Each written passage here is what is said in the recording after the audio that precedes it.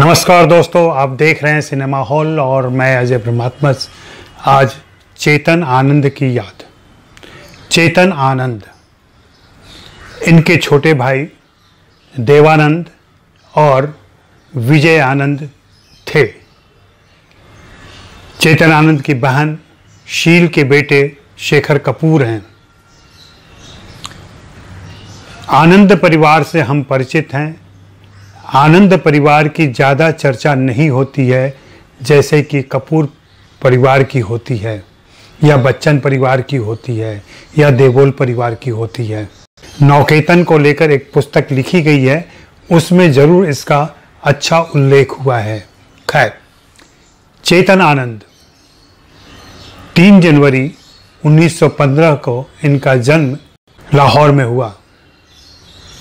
इनके पिता पिशोरी लाल आनंद लाहौर के नामी वकील थे। अपने बेटों की पढ़ाई और परवरिश पर उन्होंने पूरा ध्यान दिया। यही वजह है कि चेतन आनंद लाहौर के गवर्नमेंट कॉलेज से अंग्रेजी में स्नातक होने के बाद देहरादून में दून स्कूल में अंग्रेजी के अध्यापक हो गए। उनका एक मन फिल्मों में आने का होता रहा। बताते हैं कि बहुत पहले ही उन्होंने सम्राट अशोक के जीवन को लेकर एक स्क्रिप्ट लिखी और उस स्क्रिप्ट को लेकर मुंबई आए कि तब के मशहूर निर्देशक फणी मजुमदार को उसे दिखाएं, पढ़ाएं। मालूम नहीं उस स्क्रिप्ट का क्या हुआ, लेकिन यह ज़रूर हुआ कि फणी मजुमदार ने उन्हें अपनी फिल्म राजकुमार का हीरो बना दिया। उनमें हीरो क्वालिटी तो थी, क्योंकि न सिर्फ राजकुमार बल्कि बाद में भी कई फिल्मों में वे नायक बन के आए। देवानंद के पहले फिल्मों में उन्हें काम मिलने लगा था, लेकिन उनका मन लेखन और निर्देशन में लगता था ज़्यादा। इसलिए उन्होंने 1946 में नीचा नगर नाम की फिल्म का निर्देशन किया। नीचा नगर इप्टा के सहयोग से बनी थी और इसमें ख्वाजा अहमद अब्बास की सक्रिय भूमिका थी। इसका लेखन हियातुल्लाह अंसारी ने किया था। उनकी कहानी थी, उस कहानी को लेकर यह फिल्म विकसित की गई थी।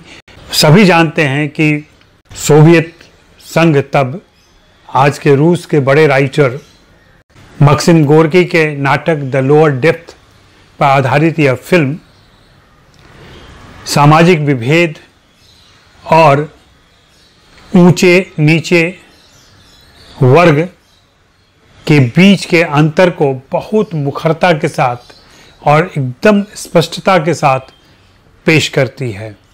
नीचा नगर अपने समय की ऐसी फिल्म थी जिसे हम पैरेलल सिनेमा की शुरुआत कह सकते हैं, क्योंकि तब तक मुख्य धारा की फिल्मों में ऐसी यथार्थवादी फिल्में नहीं आ पाती थी।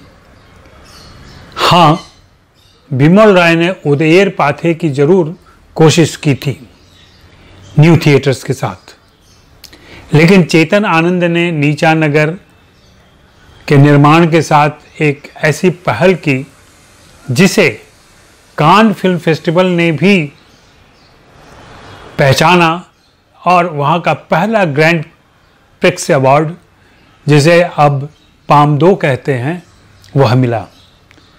कान फिल्म फेस्टिवल का पहला पाम 2 पुरस्कार भारतीय फिल्म को मिला था। हालांकि उसके बाद किसी और भारतीय फिल्म को यह पुरस्कार नहीं मिल पाया। नीचा नगर संगीतज्ञ रविशंकर की पहली हिंदी फिल्म थी। उन्होंने इसके बाद और भी कई फिल्मों में संगीत निर्देशन किया। इसके अलावा यह कामिनी कौशल की पहली फिल्म थी। इसमें जोहरा सहगल ने भी काम किया था। चेतन आनंद की पत्नी उमा आनंद भी इस फिल्म में थी। रफीक अहमद भी थे इसमें। इस फिल्म में कुछ गीत भी रखे गए थे, लेकिन कान फिल्म फेस्टिवल के लिए एक गीत और कुछ दृश्य काट दिए गए। अगर आपने यह फिल्म अभी तक नहीं देखी है तो YouTube पर जाकर इस फिल्म को देखें। यह फिल्म YouTube पर उपलब्ध है। आपको पता चलेगा कि सालों पहले यहाँ तक कि आज़ादी के पहले 1946 में भारतीय सिनेमा किस ऊंचाई पर था। इस फिल्म का महत्व इससे भी समझ सकते हैं कि नीचा नगर से प्रेरित होकर सत्यजीत राय ने फिल्मों में आने का फैसला किया था। यह बात उनकी पत्नी उमा आनंद ने अपनी पुस्तक में लिखी है, जो पुस्तक चेतन आनंद की फिल्मों और उनके व्यक्तित्व पर केंद्रित है। चेतन आनंद अपने भाई देवानंद के साथ काम करते रहे। नवकेतन की स्थापना हुई, उन्होंने अप्सर फिल्म बनाई, फिर टैक्सी ड्राइवर और आंधियाँ जैसी फिल्में आईं। कुछ फिल्मों में अपने भाई के साथ काम भी किया उन्होंने, जैसे कि काला बाजार।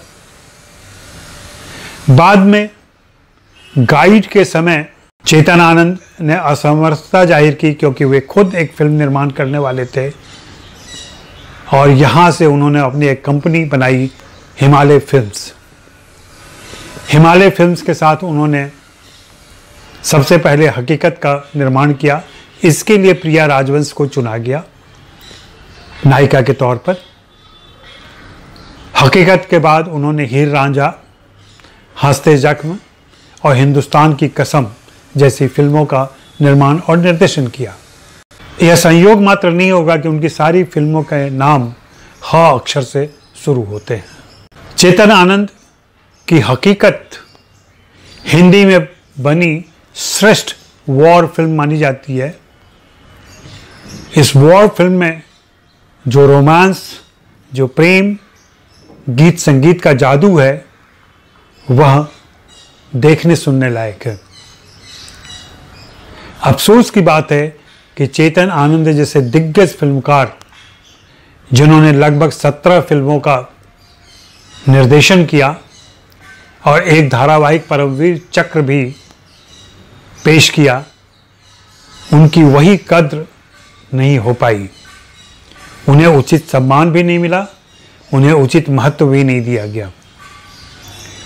वक्त है, ज़रूरत है इस बात की कि हम चेतन आनंद का सटीक मूल्यांकन करें और उन्हें योग्य स्थान पर बिठाएं।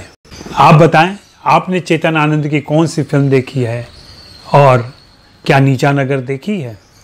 अगर नहीं देखी है तो प्लीज़ YouTube पर जाएं और इस फिल्म को देखें और हकीकत भी देखें।